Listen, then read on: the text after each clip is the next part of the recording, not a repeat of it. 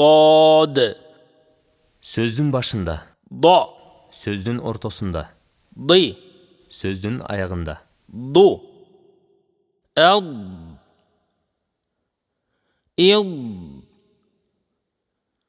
Ud. Fa. Ra. Da. Farada. Ar. Du. Ardu. A. Ra. Da. Arada. Ad. A. Fu. أضعف. را. ضي. يا. رضي. خض.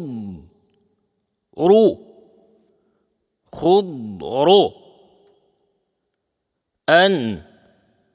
قا. ضا. أنقض. ضا. ما. خا. ضمخ. يقع. ضي. يقضي. و. را. ضو. ورضوا. باع. ضو.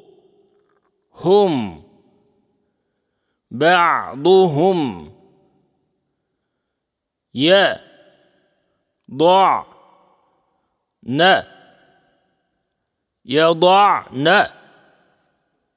و. أع. را. ض. وأعرض. ف. س. تر. ضي. عو. فسترضع. و. يقع. بض. ن. ويقبضن. ضم. ما. ضم. يا. ضر. رو. يضر. ضم. ما. خا. ضمخ. يو. ضل. لو. يضل. لي. تو. ضي. يقع. لتضيق.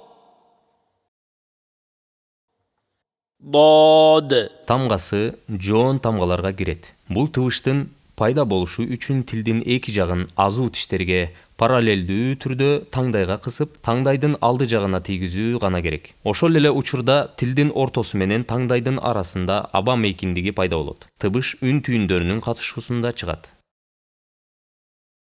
Сөздөрдү тажвити менен айтуу үчүн көнүгүлөр. Таштиттүү نون. أن. жана ميم. إما. калкала тамгалары. أب. أقى. أطى. أج. أد.